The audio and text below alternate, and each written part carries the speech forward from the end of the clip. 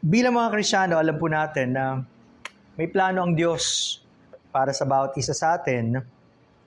At alam natin, isa sa mga pagbabagong ginawa ng Diyos ay yung magkaroon tayo ng paghahangad sa Kanya, makilala natin siya ng malalim, at malaman natin ano ang Kanyang kalooban sa ating buhay at nais nating sundin yun habang tayo po ay nabubuhay. And I think that kind of prayer was summarized by David in Psalm 86, 10 and 11. Psalm 86, 10 to 11, when he said, "For you are great and do wondrous things. You alone are God. Teach me your way, O Lord. I will walk in your truth. Unite my heart to fear your name."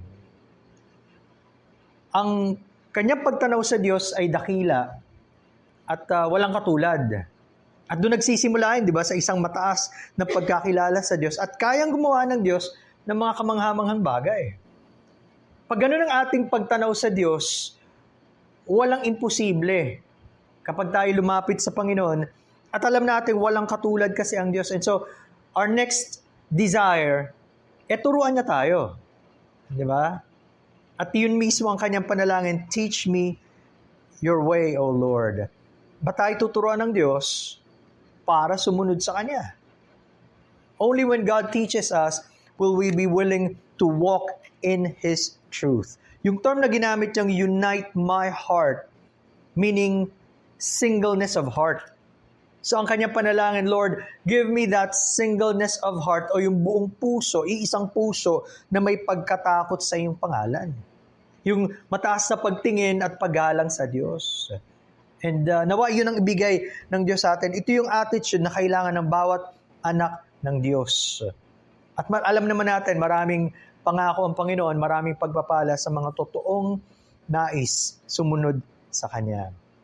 But what does it take to be sensitive to God's will? Ito po yung pag-aaralan natin sa hapong ito, and we'll take a break from our passage in Matthew, but we'll be going to 1 Chronicles 17. Tayo po muna yung manalangin. Maraming salamat, Panginoon naming Diyos, sa kabutihan niyo sa amin sapagkat totoo nga po, Panginoon, kayo ang kailangan namin sa bawat sandali. And that is our prayer, O Lord, that you will show yourself great and mighty to us, that you will reveal yourself daily to us through your word.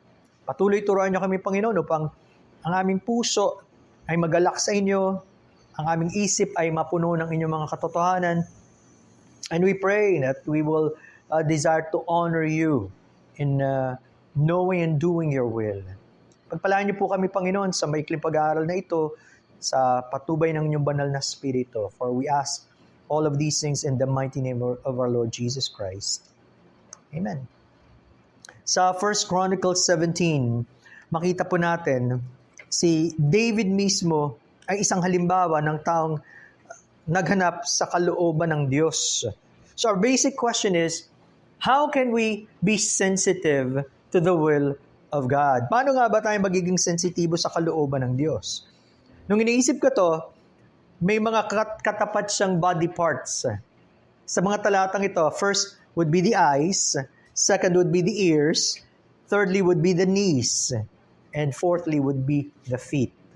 So, may mata, may tenga, mayroong tuhod, at mayroong paa. In other words, kung action words naman, seeing, listening, having humility, and obedience. So, anong matututunan natin from 1 Chronicles chapter 17? If you have your Bibles, turn with me there. You notice in the first verse of 1 Chronicles 17, sabi doon, "Now it came to pass when David was dwelling in his house, that David said to Nathan the prophet, 'See now, I dwell in a house of cedar, but the ark of the covenant of the Lord is under tent curtains.'" Anong ginawa ni David? He kept his eyes open. Ang kanyang mga mata ay bukas. That's being sensitive and observant about what's happening around him.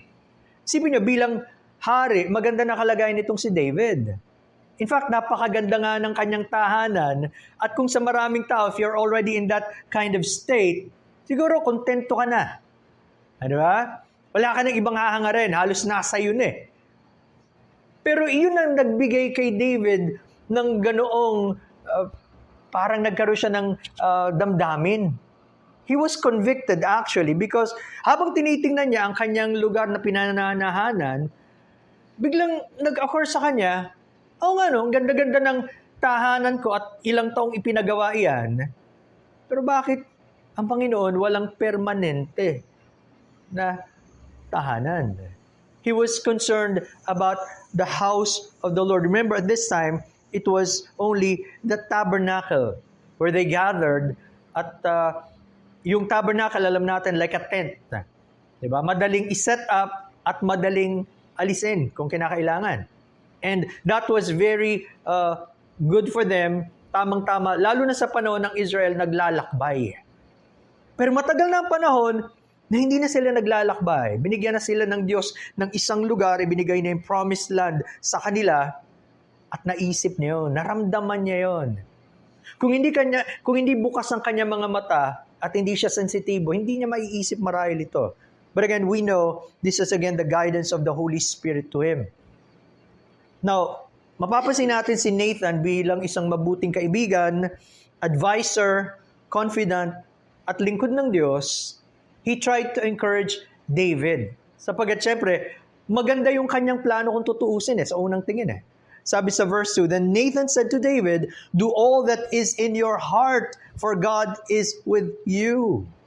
So hindi masama na magkaroon ng desire sapagkat doon naman nagsisimula yon. O magkaroon ng plano, lalo na kung nais mo yung para sa gawain ng Diyos. Doon talaga nagsisimula. Bago magkaroon ng isang dakilang gawain, it begins first yung inilalagay ng Diyos sa isip at puso ng kanyang mga lingkod. That's where it happened.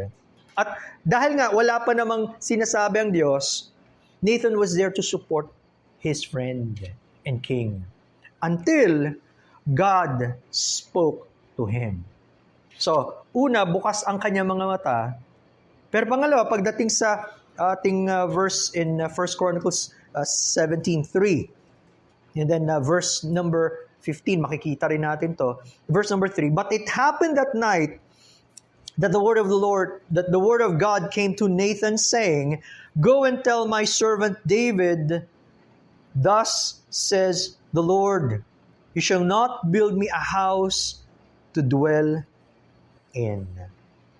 Paalala sa atin as we seek for God's will at yung guidance sa Panginoon, be prepared for what His answer will be. Maging handa tayo at dapat open ang ating isip at puso. Pwedeng sagutin ng Panginoon yung ating panalangin at damdamin, yung desire ng puso natin, or pwedeng iba ang kanya maging plano. At nangusap na nga ang Diyos para sabihin, hindi siya ang magtatayo ng tahanan para sa akin. Even the negative answer is God's answer. Di ba? Hindi palaging tayo ang masusunod sapagkat alam naman natin, if we are seeking God's will, He knows what is best.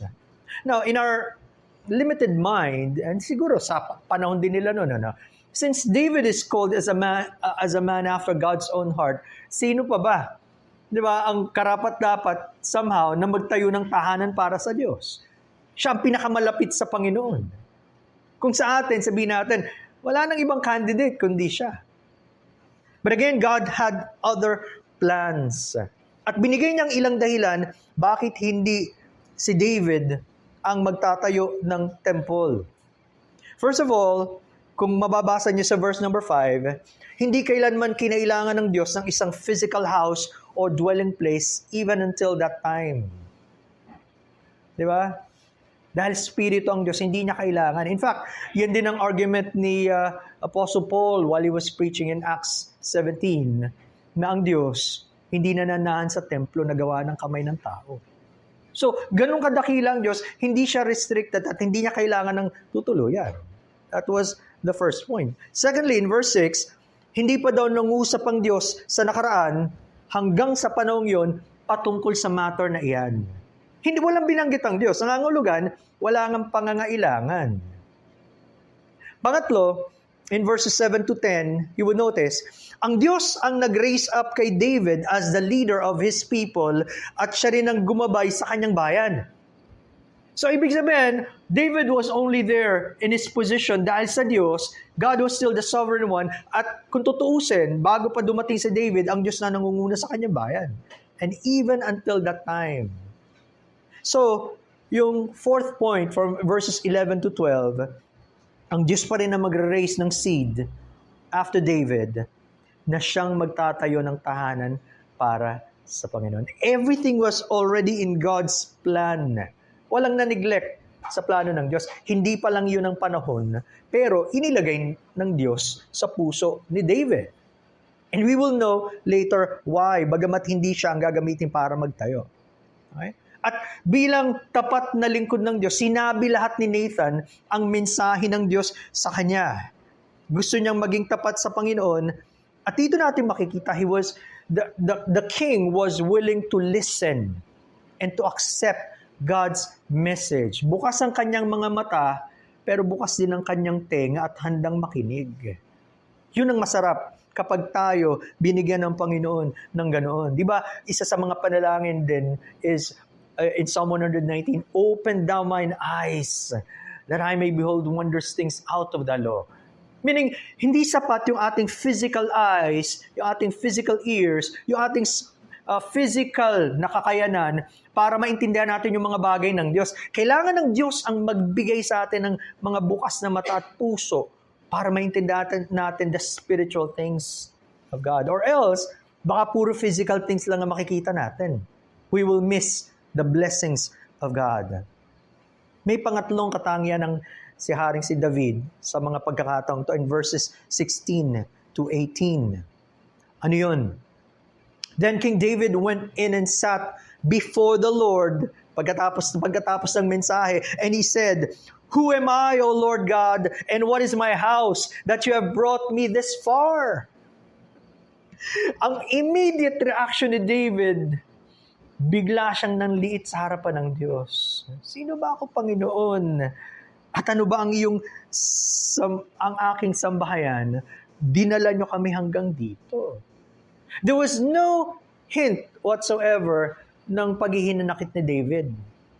Hindi yun ang gusto niyang marinig somehow eh. Pero ibang mensahe. Pero dahil nga nakita niya ang kadakilaan ng Diyos at yung kanyang kaliitan, wala siyang magawa kundi manliit at magpasalamat pa rin sa Diyos. He continued in verse 17, "And yet this was a small thing in your sight, O God, and you also have spoken of your servant's house for a great while to come, and have regarded me according to the rank of a man of high degree. O Lord God, what more can David say to you for the honor of your servant, for you know your servant?"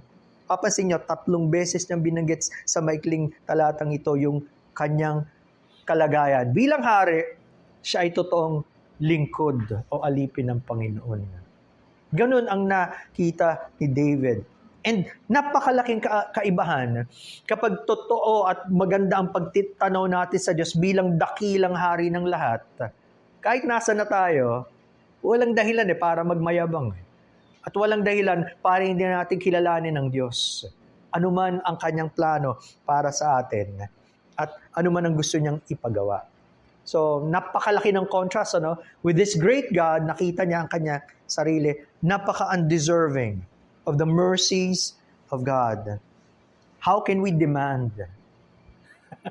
Parang yun ang feeling ni David. Ano pa bang masasabi ko, Panginoon? Kayo na ang lahat. Dinala niyo pa ako sa ganitong tagpo. Salamat. Purihin ang inyong pangalan. Yun ang masarap na maging attitude natin. Ano man ang marating natin, ano man maging tagumpay natin, ano man ang maabot natin, alam naman natin lahat yung biyaya ng Diyos eh. Di ba? So to have open eyes and to have listening ears and to have that humility of heart. Napakaganda sa isang tunay na lingkod ng Diyos. At sigurado sa mga taong handang kumilala sa Diyos at makinig sa kanyang kalooban at umalam nito, sigurado bibigay ng Panginoon, ipapaalam niya. Especially if you are willing to follow Him, whatever that may be. Diba? Verses 23 to 24, you would notice, ang kanyang panalangin, gusto niya na matupad ang mga sinabi ng Panginoon. Again, bakit? Para sa karangalan ng Diyos. In 23, and now, O Lord, the word which you have spoken concerning your servant and concerning his house, let it be established forever and do as you have said. Pagkatapos niyang malaman ang salita ng Diyos, sige Panginoon, kayo ang magsakatuparan ng inyong mga salita. I'm just your instrument. Di ba? Only God can bring His word to pass. Totoo naman yun eh. And whatsoever the Lord pleaseth, that He doeth. Kung anong gusto niya, gagawin niya. Ganun ang puso niya na talagang nag-uumapaw sa kagalakan sa Panginoon. Pero bakit? Sabi niya sa 24, so let it be established that your name may be magnified forever, saying, the Lord of hosts, the God of Israel, is Israel's God. And let the house of your servant David be established before you. Again, he was concerned about the honor and glory of God. Sabi niya, Panginoon, gawin niyo ang inyong sinabi. Bakit? Para kayo ang maparangalan magpakailanman. Nakita niya, hindi sa kanya yun eh. Di ba? Because again, people look upon people too much. Of course, the Bible tells us, give honor to give honor is due. Tama naman yan. Di ba? Sabihan natin, you did a good job, it's okay. Pero ultimately, alam natin lahat ito ay babalik at babalik sa Diyos. At yun ang desire niya, that God's name would truly be magnified forever. At kasama doon, kaya nga merong magandang hinaharap ang bansang ito, especially sa panahong ito, dahil ang Diyos nila ang Diyos ng Israel. Nakakabit yun eh. Once na ang bansang Israel, as you know from history, lumayo sa Diyos, wala. They're just like any other nation na kawawa pag walang Diyos. At mararanasan nila what it means na hindi nila kaya sa sarili nila. Di ba? So, napakaganda ng kanyang desire that God's name would truly be magnified. So, again, he kept his eyes and I would say his mind open sa mga nangyayari sa kanya. He began to listen intently nung nangusap na ang Diyos, and he was humble enough to accept God's message kahit iba pa yon sa una niyang naisip. And fourthly, ano nang kanyang ginawa pagkatapos malaman ng message ng Panginoon? Ibinuhos niya ang kanyang sarili para sumunod ng buong buo sa Diyos. He poured himself to obey God fully. Sabi sa 1 Chronicles 22, as we go to that chapter in 1 Chronicles 22, verses 1 to 5. Then David said, this is the house of the Lord God, and this is the altar of burnt offering for Israel. So David commanded to gather the aliens or foreigners who were in the land of Israel, and he appointed masons to cut hewn stones to build the house of God. Ito na yung preparasyon. And David prepared iron in abundance for the nails of the doors of the gates and for the joints, and bronze in abundance beyond measure, and cedar trees in abundance. For the Sidonians and those from Tyre brought much cedar wood to David. Now David said, Solomon my son is young and inexperienced, and the house to be built for the Lord must be exceedingly magnificent, famous and glorious throughout all countries. I will now make preparation for it. So David made abundant preparations before his death. Alam na niya. Now I know my purpose.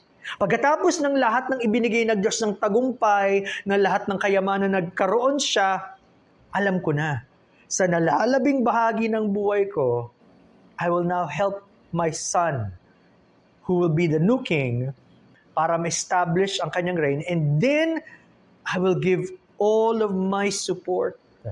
Ibinuhos niya. Notice ang sabi doon, abundant preparations. Nothing was too expensive for the house of the Lord.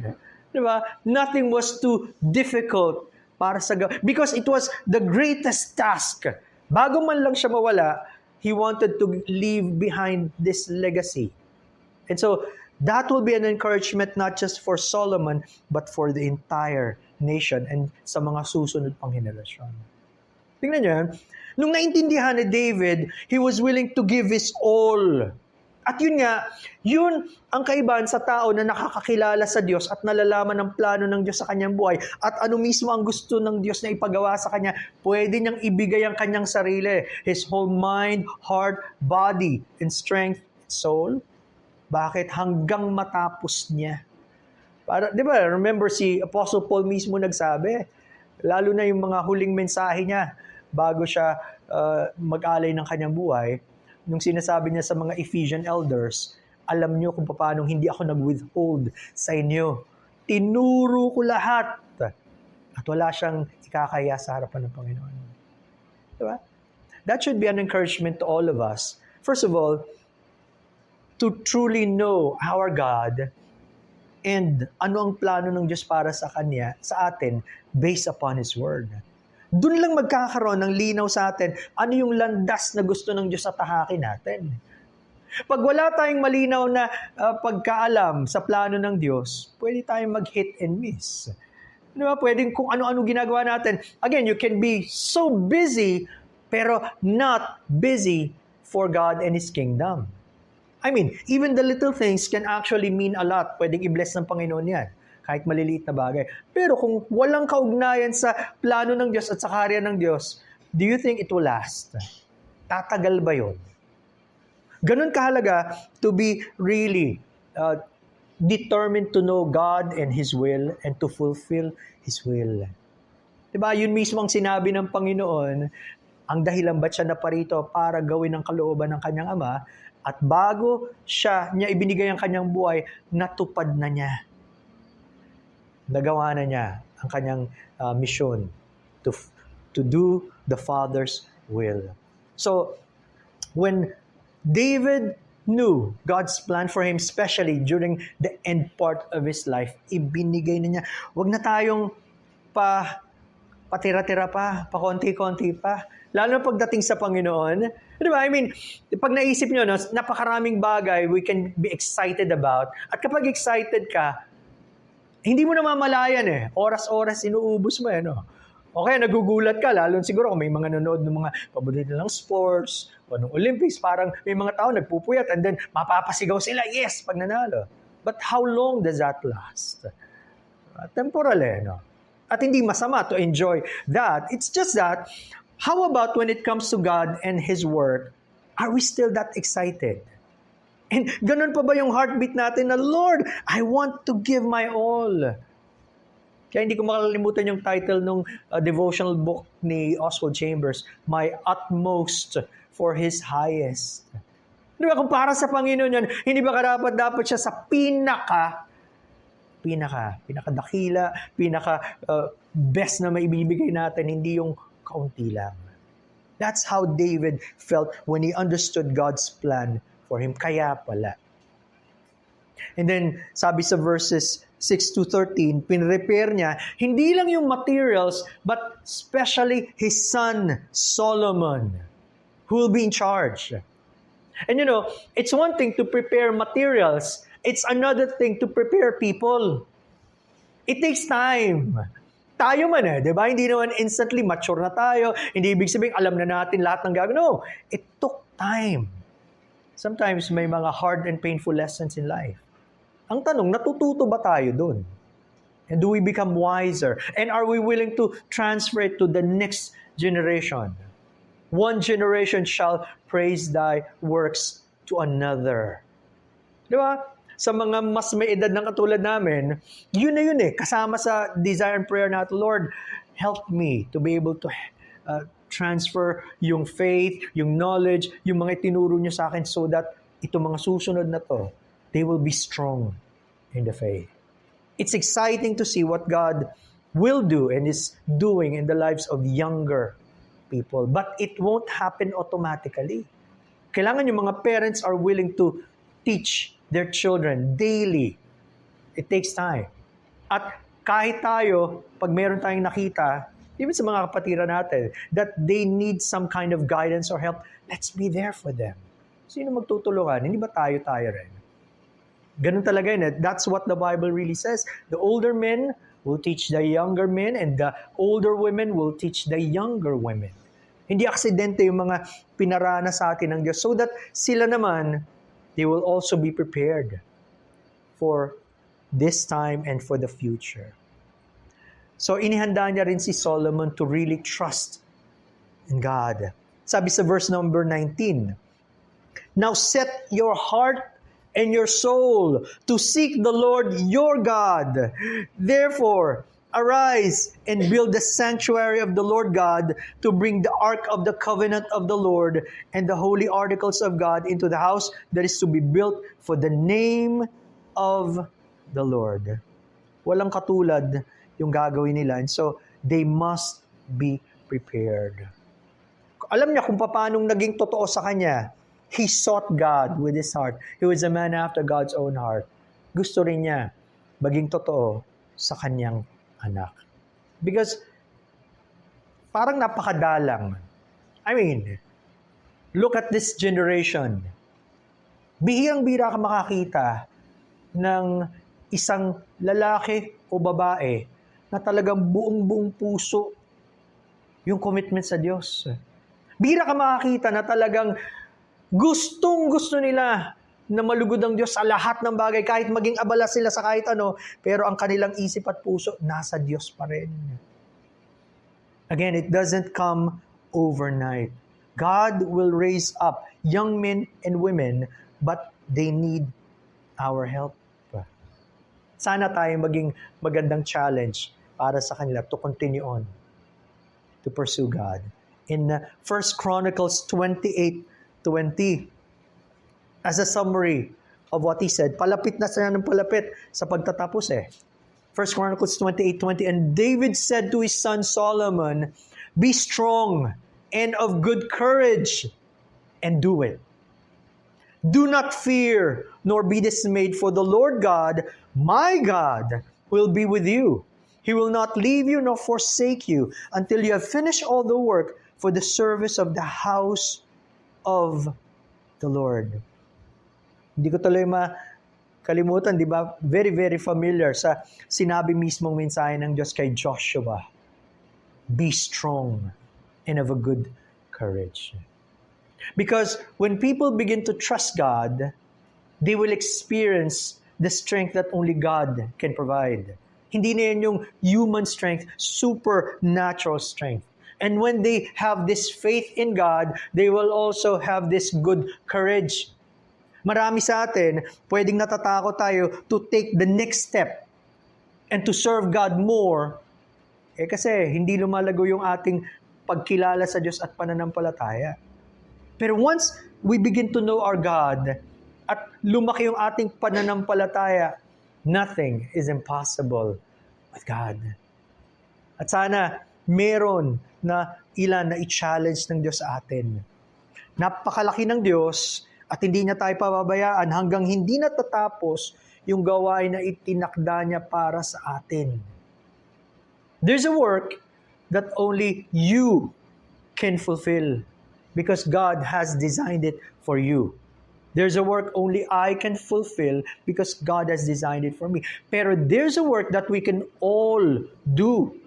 At masarap as His people collectively when we encourage one another to continue on with our God and trusting Him to do more for Him. Diba sana itong generation na to, we will see great things that God will do. Sapagat maraming mga anak niya are willing to pray, willing to seek Him, willing to trust Him and learn from His Word, and then to obey. Alam niyo, lahat yon kailangan ng panahon. Takes time. You can never, ever hear from God kapag palagi kang mabilis. Diba? Time mo sa Kanya, 5 minutes. Yun lang ang deserve ng Diyos sa'yo. Or sa ibang bagay, tagal-tagal mo, no? Or palagi ka na lang in a hurry, but you do not seek. Remember when God spoke to David, he was taking time to look and to pray and to listen and to follow. Let's take time, my friends, in our own busy schedules. Let's take time to know our great God and for God to give us that vision and for God to keep our minds and hearts towards Him. Filled with His Word. Alam nyo, masarap kapag ang mga Christians ng SGBC are excited for God. Hindi mo na kailangan pilitin. They'd always be there to do what God wants. And yun ang nakakahawa. Yung ganong klase ng fire that God will give us. Pero on the other hand, nakakahawa din kapag mas marami, ayaw. Di ba? Tinatamad. Walang desire. It takes time to develop. Pero simulan natin. And I'm sure God will bless every one of us.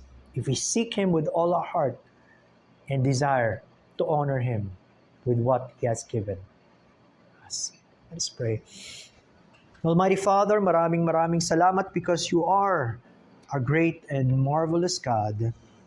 Totoo, Panginoon, maraming panahon sa buhay namin we can miss the things na tinuturo ninyo because our eyes are not open, we are not willing to listen, at hindi kami humble enough to get our directions from You and to change even our own plans. Lord, give us that willingness to seek You and to honor You and that great vision of You, O Lord, sa pagkakailangan pwede mag-encourage sa aming mga puso to continue on hanggang sa mga nalalabing panahon ng aming buhay so that we can also transfer to the next generation of Christians. At napakasarap, Panginoon, kapag marami sa mga anak ninyo are truly committed, dedicated, and on fire for You and Your kingdom. Help us to seek You and Your kingdom above all. And You are the one who promised that You will be the one to supply all of our needs. You will be the one to make all of these things happen. All of these things will follow if You are first and foremost in our lives. Blessed be Your name. Guide us for the rest of this day. We commit all of these things in Lord Jesus' name. Amen.